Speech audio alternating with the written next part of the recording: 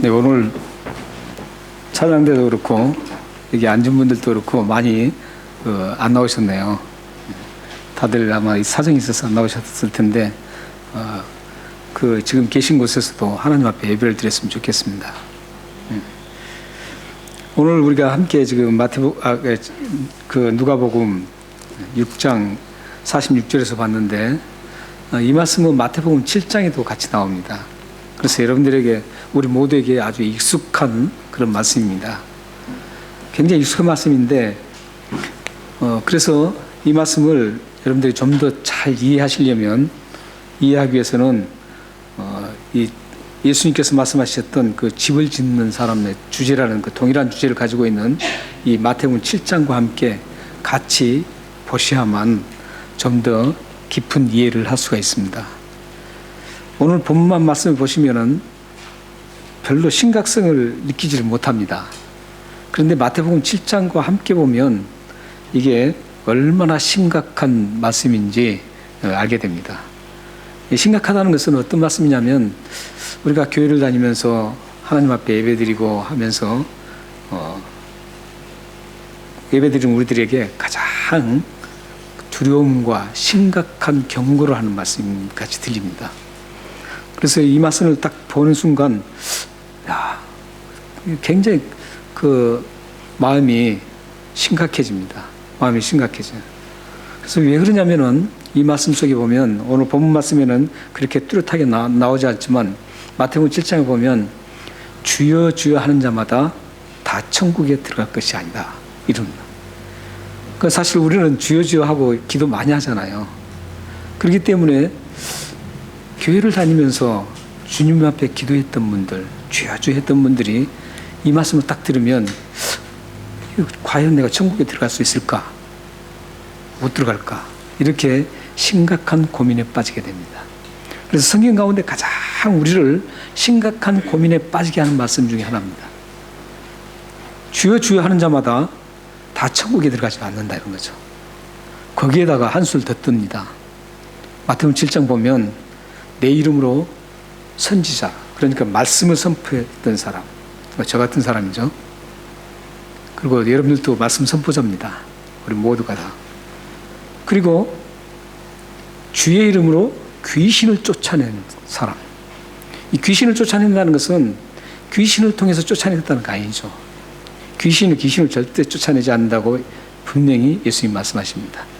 분명히 성령의 능력으로 쫓아냅니다. 그런데 귀신을 쫓아내는 사람 또한 많은 능력을 행한 사람, 이 사람들이 자신들이 말씀을 전했다, 또한 귀신을 쫓아냈다고 많은 능력을 행했다라고 예수님께 얘기했을 때 예수님이 뭐라고 줄 아십니까? 나는 도무지 이것은 전혀 모른다는 것이죠. 도무지 너희들이 알 수 없다 그러죠. 그러면서 불법을 행하는 자들아 내게서 떠나가라 그럽니다. 이 말씀 들으면 우리가 얼마나 심각합니까 이거. 귀신까지 쫓아내고 말이죠. 엄청난 능력을 가진 사람이 예수님 앞에 도저히 예수님이 모른다고 하고 나를 떠나가라는 것이죠. 이것은 마지막 심판 때의 말씀 중에 하나입니다. 예수님이 이 땅에 오셨을 때 이런 일이 일어난다는 것. 뿐만 아니라 지금 우리가 죽었을 때도 동일하게 그 사건이 일어난다는 겁니다. 그래서 이 말씀이 굉장히 심각성을 우리들에게 가져옵니다. 사실 우리가 하나님 앞에 예수님 믿으면서 주여 주여 하면서 부르짖는 신앙인들에게 얼마나 참 두려운 말씀입니까? 저도 그랬습니다. 저도 성경에 대한 그 이해가 좀 부족했을 때 이 말씀이 주여 주여 하는 자마다 다 천국에 들어갈 수 없다고 해서 제가 어떻게 한 줄 아세요? 아버지로 바꿨습니다. 주여 주여 기도하다가 이 말씀이 자꾸 걸거치는 거예요. 그래서 제가 아버지 그렇게 바꿔서 기도했습니다. 그래서 지금도 그 습관이 있어서 지금도 기도하면은 아버지 합니다. 그런데 한번 생각해 보세요. 예수님 말씀하신 이 말씀이 그 이름 주여 주여를 아버지로 바꿨다고 해서 그게 달라질 수 있을까요? 그렇지 않습니다. 오늘 말씀 47절 말씀에 보면 어떤 사람이 하나님 나라의 백성인가를 확연하게 가르쳐주고 있습니다. 이 하나님 나라 백성이라는 것은 내가 모른다, 내가 그때 떠나라 이런 사람이 아니라는 것이죠. 너는 나의 친 백성이다, 나의 자녀다 하는 사람이죠. 그런데 우리는 어떤 주여 주여 부른다고 해서 그것 때문에 하나님이, 예수님께서 나는 너를 모른다, 천국 들어갈 수 없다 이런 얘기가 아닙니다. 오늘 47절 말씀에 분명히 그것 때문에, 그 이름 부르는 것 때문에 그렇다는 거 아니에요. 오늘 47절 말씀에 보면 어떻습니까? 한번 우리 47절 한번 같이 읽겠습니다. 자, 시작. 내게 나와 내 말을 듣고 행하는 자마다 누가 같은 것을 내게 보이리라. 여기 지금 내 말을 듣고 행하는 자마다 누가 같다, 이제 뒤에 비유로 얘기해 있습니다. 이 말씀은 하나님의 말씀을 듣고 행하는 사람은 주여 주여 하든 아버지 하든 관계없이 구원받을 수 있다는 겁니다. 그렇기 때문에 하나님 말씀을 여러분들이 들었단 말이죠. 들었는데 그것을 그냥 다 팽개친다면 그건 곤란하다는 얘기입니다. 역으로 말하면 이것은 하나님 말씀을 듣고 행치 않으면 그 사람이 바로 천국 들어갈 수 없다는 그런 사람입니다.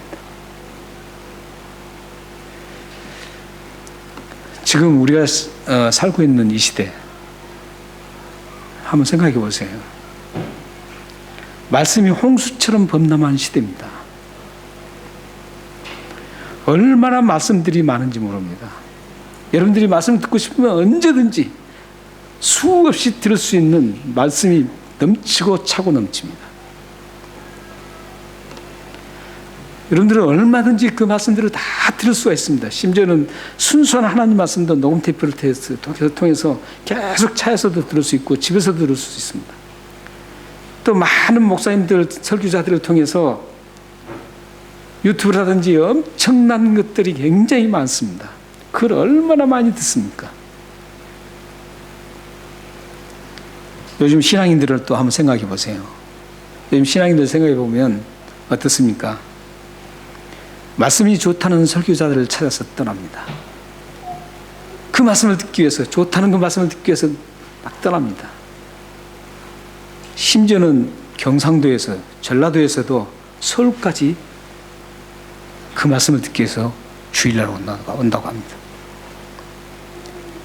이렇게 말씀에 갈급함이 있는 것 같아요. 막 듣기 위해서 애를 쓴 것 같아요. 좋다면 막 쫓아다닙니다.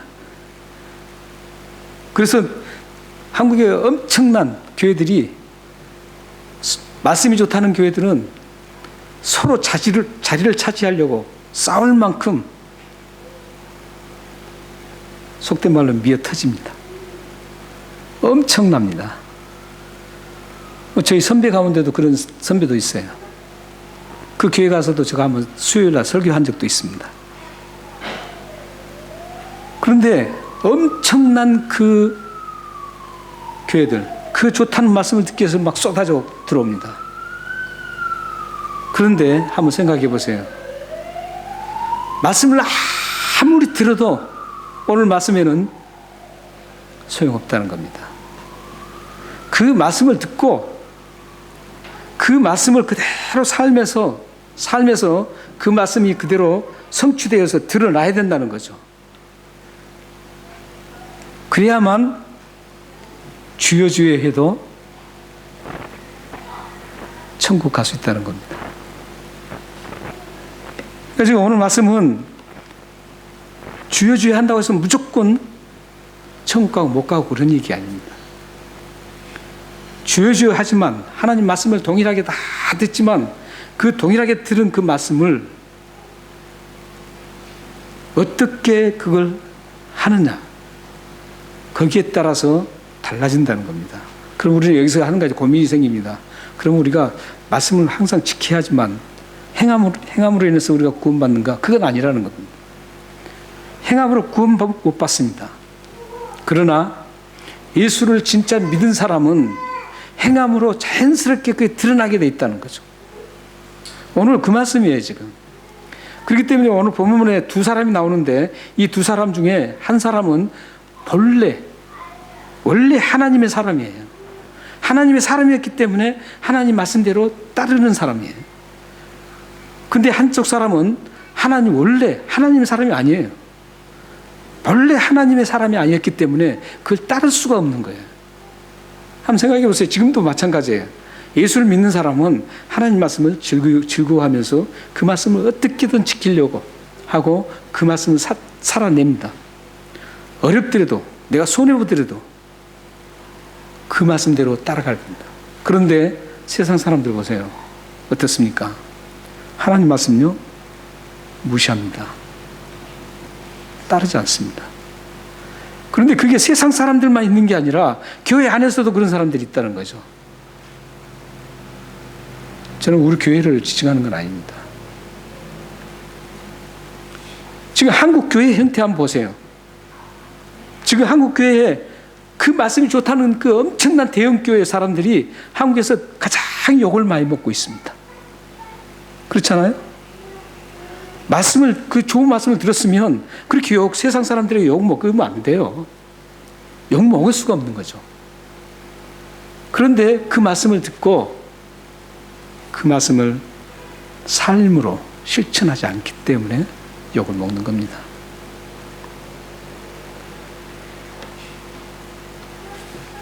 (48절) (49절에서는) 말씀을 듣고 행하는 하나님 나라의 사람과 말씀을 듣고 행하지 않는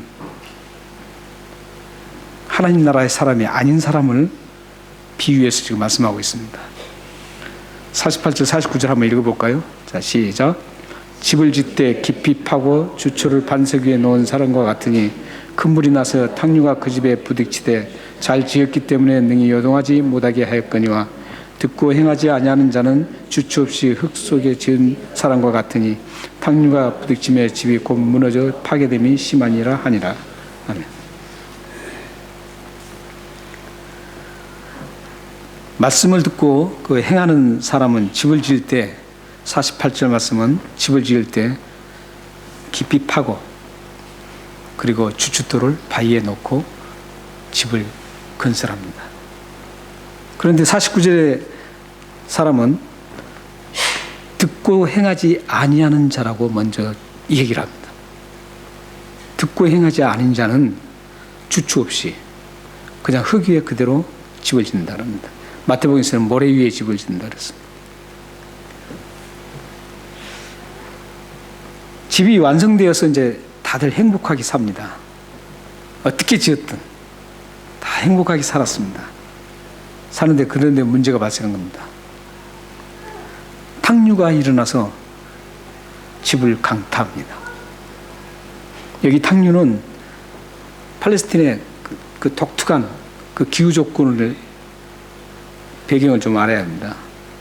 평상시에는 아주 시내까지도 다 말라 있습니다. 그런데 비가 한번 쏟아지면 저 위에서부터 쏟아지는 그 물이 갑자기 불어나서 엄청난 속도로 범람을 해서 치고 내려옵니다. 그게 바로 탕류라고 합니다. 마태복음 7장에서는 비, 바람까지 같이 세 가지가 나옵니다. 삼중고로 나와요. 근데 여기 누가복음에는 지금 하나만 나옵니다. 탕류만. 평상시에 이제 집을 잘 지어놨습니다. 어쩌면 그 집을 지을 때 깊이 파고 기둥을 세운 그 집보다도 더 쉽게 지은 집이 훨씬 더 아름다울 수 있습니다. 화려하게 지을 수 있습니다. 왜냐하면 더 쉽게 지을 수 있으니까. 그런데 이제 문제가 발생됐습니다. 그 탕류가 급격하게 흘러내려와서 그 집에 부딪힙니다.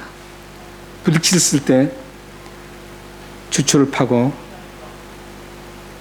흙을 파고 주초를 반석 위에 세웠던 그 집은 아무리 그 급류가 탕류가 휩쓸어도 꿋꿋하게 서 있습니다. 그런데 잘 지었던 흙에 지었던 그 집은 탕류를 이기지 못하고 무너져서 처참하게 됩니다. 꿈이 산산이 부서져 버립니다. 우리는 여기에서 집 짓는 두 사람의 차이점을 한번 잘 눈여겨볼 필요가 있습니다. 첫 번째 나오는 사람은 집을 건축했고 말씀대로 집을 건축했다 그러죠. 그리고 두 번째 사람은 말씀대로 건축하지 않습니다. 다시 말씀드리면 이 두 사람은 똑같이 하나님께서 집 짓는 설계도를 줬다는 겁니다. 집 짓는 설계도를 똑같이 줬습니다. 그런데 한 사람은 하나님 주신 설계대로 그대로 파고 힘들지만 파고 주출을 반석 위에다 세우고 집을 지었습니다. 근데 한 사람은 똑같이 그 하나님의 플랜이 주어졌는데도 불구하고 그걸 무시하고 자기 방식대로 자기 계획대로 그 집을 지었습니다. 이게 다른 부분입니다. 이 부분을 우리가 어디에서 알 수가 있냐면 출애굽기에서 하나님께서 하나님을 섬기는 그 처소를 지으라 그럽니다. 그게 바로 성막입니다. 성막을 지을 때 하나님께서 구체적으로 다 플랜을 짜서 정확하게 몇 센치까지 뭘 사용해야 될 것인가 여기까지 정확하게 하나님께서 계획표를 모세에게 줍니다. 그랬을 때 모세는 그 계획표대로 그대로 그것을 성막을 지었습니다. 그래서 하나님께서는 그 성막을 통해서 하나님께서 죄를 용서받는 그 길을 그곳에서 설정을 해주셨습니다. 하나님께서 주신 그 성막의 설계도 그 설계도 그대로 짓지 않았다면 하나님은 그 성막을 버렸습니다. 그리고 재앙이 내립니다. 지금 이 두 사람 중에 한 사람은 모세와 같은 사람입니다. 하나님 말씀이 딱 떨어지면 그 말씀 그대로 하는 거예요. 이것은 건축물에만 해당되는 말씀이 아닙니다. 우리들의 삶 속에서도 여전히 동일하게 이 말씀이 적용됩니다. 우리들의 삶 속에 하나님 말씀이 항상 들려집니다. 여러분들이 성경을 개인적으로 보실 때도 그 하나님 말씀을 듣는 겁니다. 지금 제가 여러분들에게 말씀을 전하는 것도 듣는 겁니다. 여러분들이 인터넷을 통해서 어쨌든 다 듣는 겁니다. 또 다른 우리 지체들과 관계 속에서 그 커뮤니케이션 할 때 또 듣습니다. 이런 말씀을 우수하게 듣습니다. 듣는데 문제는 그 말씀을 모세처럼 그대로 삶에 적용해서 그걸 짓느냐. 그렇지 않고 그 말씀을 던져버리고 내 마음대로 내 계획대로 내 생각대로 내 뜻대로 그것을 행하느냐. 이게 차이점이라는 겁니다. 그런데 하나님의 플랜, 계획에 따르는 사람은 하나님의 백성들만이 따를 수 있다는 거예요. 하나님 백성이 아닌 사람은 절대 그 계획을 따라갈 수가 없습니다. 하나님이 하신 말씀 그 명령을 따를 수가 없습니다. 세상 사람들에게 하나님 말씀 이기려니까 따라하라고 해보세요. 맨 처음 가장 중요한 것도 못 따르잖아요. 예수님을 믿으면 구원받습니다. 분명히 하나님 말씀에 말씀하고 있습니다. 그런데 세상 사람들에게 예수님 믿으십시오. 구원받으십시오. 그러면 예수님 믿으면 구원받습니다. 그러면 그걸 따를 수 있나요? 못 따릅니다. 따를 수가 없습니다. 오늘 본 말씀은 하나님의 백성인 사람만이 하나님이 설계하신 그 집대로 짓는 것처럼 우리의 삶에 하나님께서 모든 설계를 하나님께서 지고 있습니다. 여러분들의 뜻대로 모든 것을 하려고 하면 실패입니다. 하나님께서 여러분들에게 설계도를 주셨어요. 그 설계도를 우리가 어디서 찾을 수 있냐면 이 성경 말씀 속에서 찾을 수 있다는 것.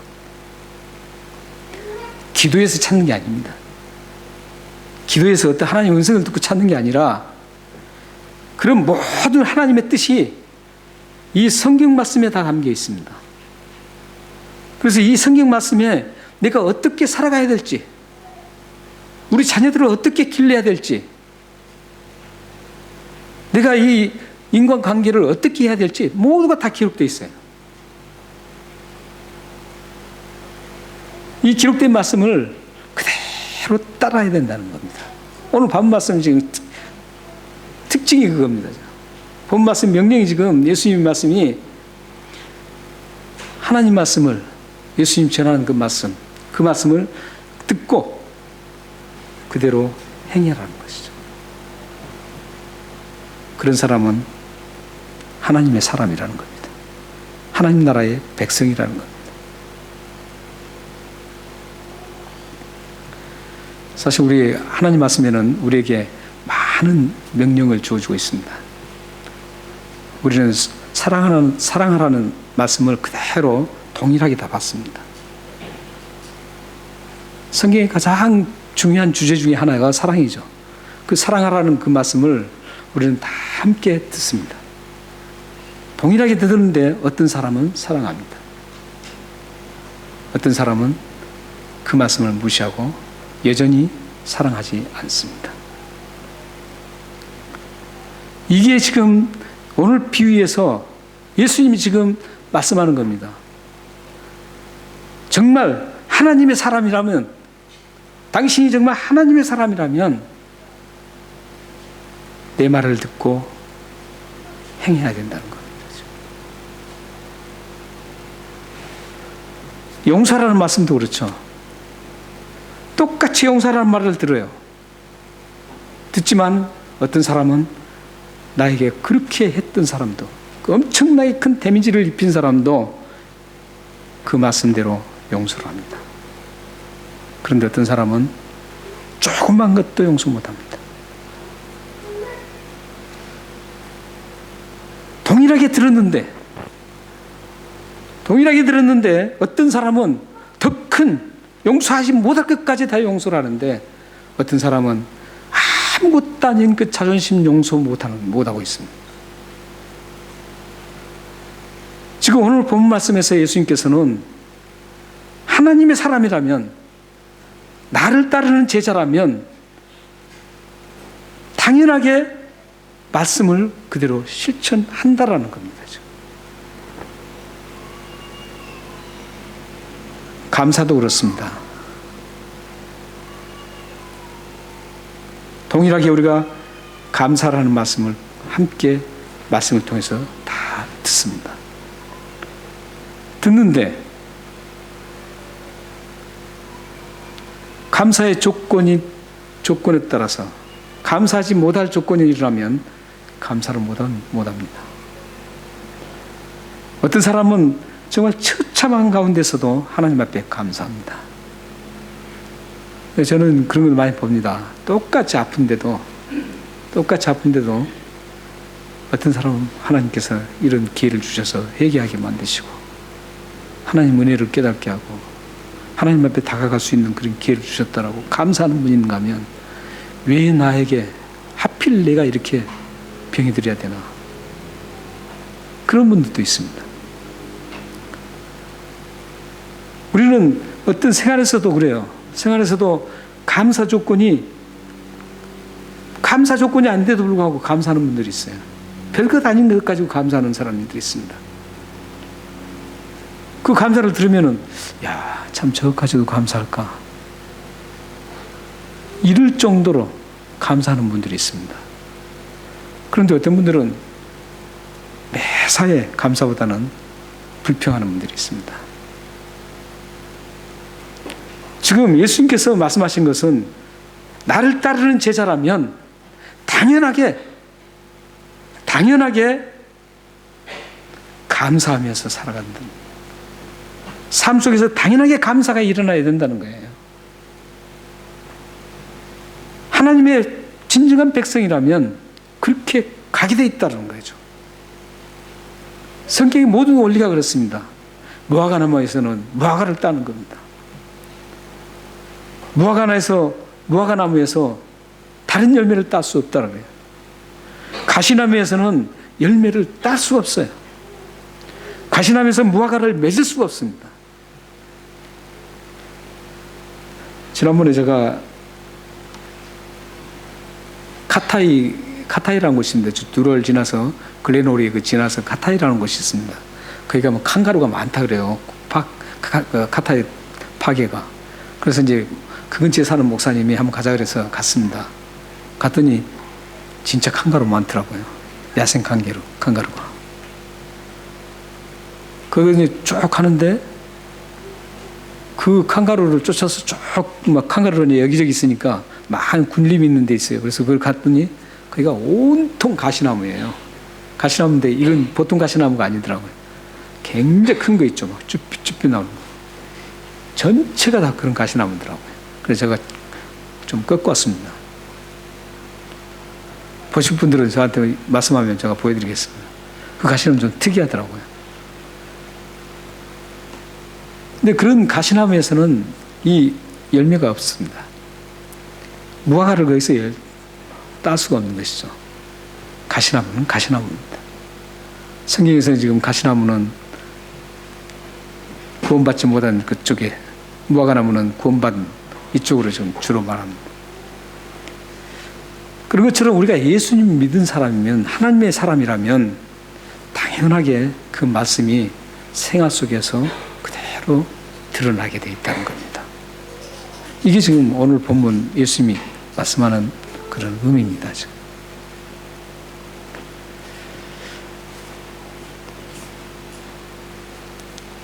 말씀을 들었지만 그 말씀을 따르지 않고 자기 뜻대로 집을 지었던 사람을 향해서 마태복음 7장 26절에서는 어리석은 자라고 말합니다. 어리석은 자. 이것은 이제 히브리 말에서는 이 어리석은 자 말을 어떻게 이해를 하냐면, 구원과 관련된 영적인 말씀에는 관심이 없고 무시하고 경멸하는 세속적인 가치관에 사로잡힌 사람을 의미합니다. 어리석은 사람. 하나님 말씀을 들었으나 무시해버립니다. 그리고 실천하지 않습니다. 하나님의 심판대에 이르러서 이런 사람들은 결코 심판을 견디지 못할 것입니다. 사랑하는 성도 여러분, 말씀을 들었다면 삶으로 드러내야 합니다. 그리스도라는 강력한 증거는 말씀을 듣는 것에 있지 않습니다. 교회에 나와서 교회를 쫓아다니는 것에 있지 않습니다.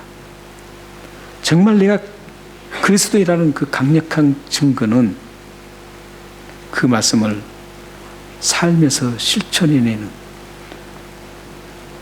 그 사람이 바로 강력한 그리스도인이라고 입증된 겁니다. 한 사람의 진정한 그리스도인의 모습은 어떤 증거로 증거할 수가 없습니다. 그 사람의 말과 삶의 그 모습 속에서 그리스도인이라는 것이 증거로 드러납니다. 우리 함께 시편 128편 1절을 읽고 마치겠습니다. 시편 128편 1절입니다. 시작. 여호와를 경외하며 그 길을 걷는 자마다 복이 있도다. 그 길을 걷는다는 것은 뭡니까? 여호와를 경외하고 하나님 주신 모든 말씀을 따르는 그 길. 그 길을 걷는 자는 뭐라 그럽니까? 복이 있다고 합니다. 사랑하는 여러분과 여러분 가정, 자녀들이 하나님 말씀을 듣고 그냥 흘려보내지 않고 그 말씀이 그대로 여러분의 삶에 드러나고 실천되어서 하나님으로부터 크나큰 복을 누리는 여러분의 삶이 되시기를 주님으로 축원합니다. 기도하겠습니다.